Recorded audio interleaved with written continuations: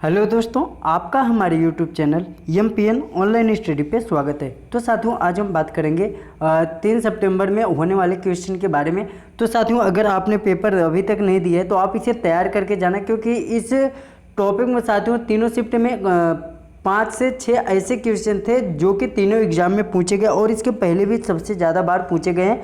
और ये 6 question 100% challenge के साथ है कि आपसे ज़रूर पूछा जाएगा। तो आप इन 6 क्वेश्चन को ज़रूर तैयार कर लेना। मैं अभी बताऊंगा कौन कौन से 6 क्वेश्चन हैं।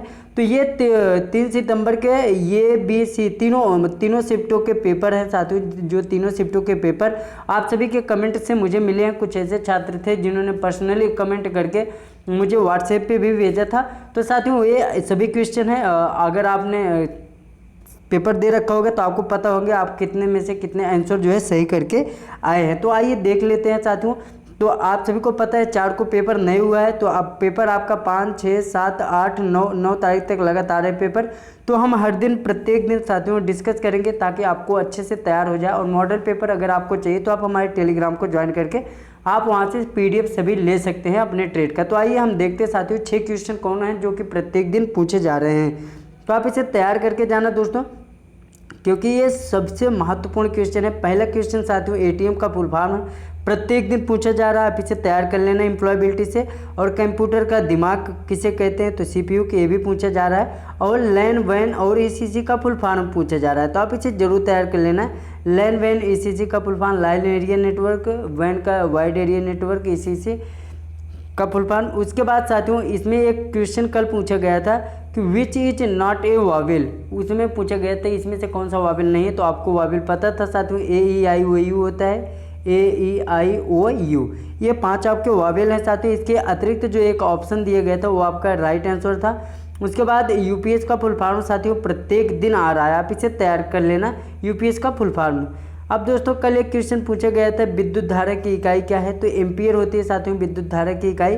अब चलते हैं अगले क्वेश्चन पे बात करते हैं। क्वेश्चन नंबर 7 है साथियों, एक हॉर्स पावर में कितना वाट होता है। तो ये सबसे इंपॉर्टेंट है और ये प्रत्येक दिन पूछा भी जा रहा है। तो साथियों इसमें कोई पर्सनल ट्रेड के बारे में नहीं है साथियों, आप सभी ITI के सभी ट्रेडों से ये हमें प्राप्त हुए हैं। सिर्फ दोस्तों अगर बदला भी है तो आप लोगों का सिर्फ थ्योरी का क्वेश्चन जो है बदला है, बाकी एम्प्लॉयबिलिटी स्किल और आप लोगों के वर्कशॉप कैलकुलेशन साइंस के जो पेपर हैं वो तो एक ही आए थे।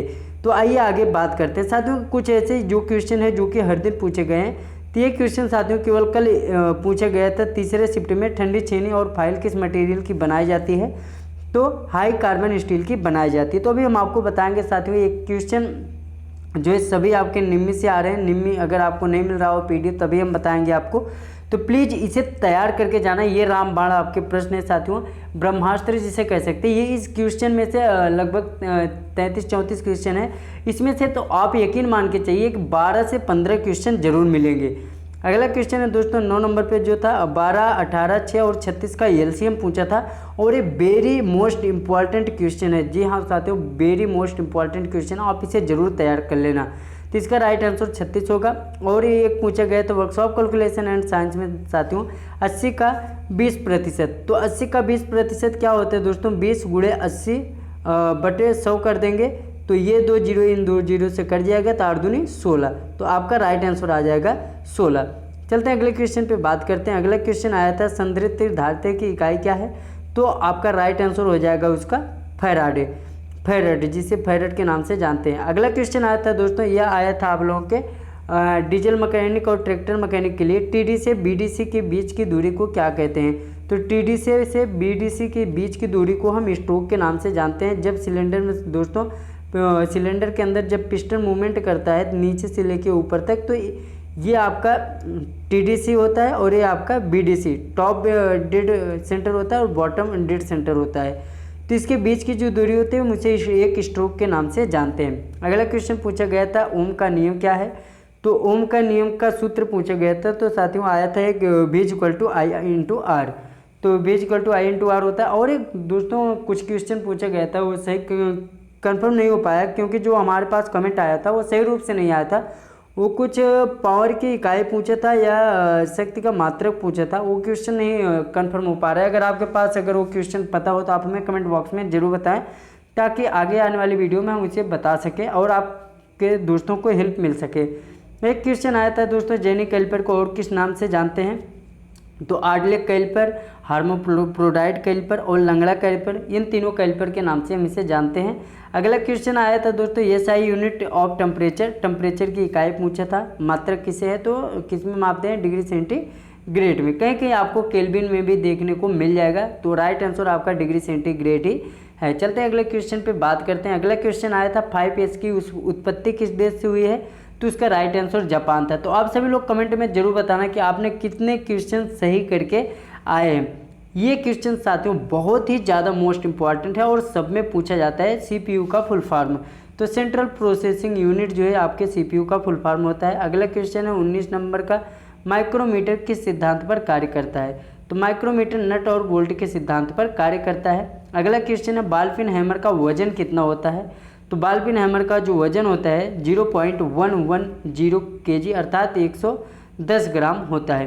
चलते हैं अगले क्वेश्चन पे बात करते हैं। अगला क्वेश्चन आया था दोस्तों, वायर का व्यास नापने के लिए प्रयोग में लाते हैं, तो क्या लाते हैं? वह था आपका SWG, इसे हम स्टैंडर्ड वायर गेज के नाम से जानते हैं। तो साथियों अगर और भी ऐसे कोई क्वेश्चन है जो आपको पता हो और इसमें नहीं हो तो आप हमें कमेंट बॉक्स में ज़रूर बताएं। तो साथियों इतना ज़्यादा आप सबके लिए मेहनत करनी पड़ती है, तो प्लीज़ आप चैनल को सब्सक्राइब कर लें अगर आपको वीडियो अच्छी लगी, और अपने दोस्तों के पास ज़रूर शेयर करें ताकि उनको भी हेल्प मिल सके, वो भी आकलन लगा सके कि कितने क्वेश्चन के आंसर हो सही लगा के आए हैं। अगला क्वेश्चन है साथियों, पिस्टन का व्यास किसी यंत्र से मापते हैं? तो आउटसाइड माइक्रोमीटर आपका राइट आंसर हो जाएगा। उसके बाद एक्मे थ्रेड का कोण पूछा था, तो 29 डिग्री हो जाएगा साथियों। अगला क्वेश्चन पूछा था कम्यूटेटर का उपयोग कहाँ होता है? यह इलेक्ट्रीशियन वालों में से पूछा गया था। डायनमो में किया जाता है कम्यूटेटर का प्रयोग। चलते हैं अगले क्वेश्चन पे बात करते हैं। अगला क्वेश्चन पूछा गया था स्थायी चुंबक बनाने के लिए कौन सी धातु प्रयोग में लाई जाती है? तो कोबाल्ट आपका राइट आंसर हो जाएगा। बहुत ही ज़्यादा इंपॉर्टेंट क्वेश्चन है दोस्तों। अगर अस्थाई हटा दिया जाए तो आपके मटेरियल जो है और ढेर सारे आ जाएंगे। तो अस्थाई का पूछा है इसलिए आपका ऑप्शन में चौथा नंबर सबसे लास्ट ऑप्शन था कोबाल्ट, तो ये आपका राइट आंसर हो जाएगा। अगला क्वेश्चन था साथियों, पंत संचालन शीतलक प्रणाली, तो साथियों पंत नहीं था यहाँ पे, पंप था, यहाँ गलत हो गया। तो ये पंप था। पंप संचालन शीतलन प्रणाली में पानी को ड्राइव से कैसे निकालते हैं? तो साथियों हम बेल्ट को निकाल कर इसे निकालते हैं। अगला क्वेश्चन आया था दोस्तों, 1 ग्राम पानी को 1 डिग्री सेंटीग्रेड ताप पर बढ़ाने पर जो हम ऊर्जा उसमें खत्म होती है उसे हम किस नाम से जानते हैं? उसे हम 1 कैलोरी के नाम से जानते हैं। चलते हैं अगले क्वेश्चन पे बात करते हैं। क्वेश्चन नंबर 28, कौन सबसे अच्छा कंडक्टर है? यह दोस्तों आपके WCH से पूछा गया था, वर्कशॉप कैलकुलेशन एंड साइंस से। तो इसका राइट आंसर आपका तांबा होगा। तो अगर आप तांबा लगा के आए होंगे तो आपका राइट आंसर सही है। अगला क्वेश्चन आया था पावर अर्थात शक्ति का मात्रक क्या होता है? तो शक्ति का मात्रक वाट होता है। चलते हैं अगले क्वेश्चन पे बात करते हैं। ये क्वेश्चन बहुत इंपॉर्टेंट है, यह हर दिन पूछा जा रहा है और प्रत्येक शिफ्ट में भी पूछा जा रहा है। WWE का फुल फॉर्म क्या होता है? तो वर्ल्ड वाइड वेब होता है। तो प्लीज़ साथियों अगर आप चैनल पर नए हैं तो चैनल को सब्सक्राइब कर लें। अगला क्वेश्चन पूछा गया था पंखे में चालू करते समय ज़्यादा करंट देने के लिए हम क्या प्रयोग करते हैं? तो इसमें हम दोस्तों क्या करते हैं? कैपेसिटर का प्रयोग करते हैं। जी हाँ साथियों, कैपेसिटर का प्रयोग करते हैं ताकि हमें ज़्यादा जो है मात्रा में प्राप्त हो सके। चलते हैं अगले क्वेश्चन पे बात करते हैं साथियों। अगला क्वेश्चन है आपका, और क्वेश्चन जो एम्प्लॉयबिलिटी से आया था, कुछ छात्रों ने हमें जो है PDF निकाल के भेजा है, तो आप यहाँ से देख सकते हैं। इसका जो राइट आंसर होगा आपका ऑप्शन बी हो जाएगा। जॉब डिस्क्रिप्शन यहाँ पे दिए गए हैं साथियों। तो जितने भी आए थे दोस्तों, हमने जो आपको PDF प्रोवाइड किया था, सभी क्वेश्चन PDF प्रोवाइड से ही आए थे। अगला क्वेश्चन पूछा गया था टेपेट क्लियरेंस की जाँच के लिए हम जो है इसका किसका प्रयोग करते हैं? तो आपका इसके लिए दोस्तों हम प्रयोग करते हैं, वह है आपके गहराई अर्थात डेप्थ गेज का प्रयोग किया जाता है। चलते हैं अगले क्वेश्चन पे बात करते हैं। अगला क्वेश्चन साथियों आपको इस की को पहचानने के लिए आया था कि यह जो आपको की दिख रही है कौन सी की है? तो आपको हम पढ़ाते समय बताए थे दोस्तों, यह जो है आपकी फ्लैट की है। तो फ्लैट की है दोस्तों वह आपकी, क्योंकि वह सीधे आपको फ्लैट दिख भी रही है। तो ये एम्प्लॉयबिलिटी स्किल का क्वेश्चन है, तो एम्प्लॉयबिलिटी स्किल का ये क्वेश्चन, तो आप इन सबका स्क्रीनशॉट निकाल लें ताकि आपको आसानी रहे। तो इसका राइट आंसर आपका डी हो जाएगा, production of sound.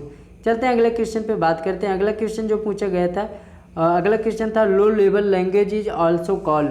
Low level की जो लैंग्वेज होती है उसे हम किस नाम से जानते हैं? तो इसे हम मशीन लैंग्वेज के नाम से जानते हैं। चलते हैं आखिरी क्वेश्चन के बारे में बात करते हैं जो कि हमारे तक पहुंचा था। और भी कोई क्वेश्चन हो तो आप हमें कमेंट बॉक्स में जरूर बताना। अगला क्वेश्चन है which one is a cardinal number. आपसे कॉर्डिनल नंबर पूछा गया तो आप देखकर बता सकते हैं। 10 आपका राइट आंसर है। तो दोस्तों ये वो क्वेश्चन थे जो तीनों शिफ्टों में मिला के पूछे गए थे।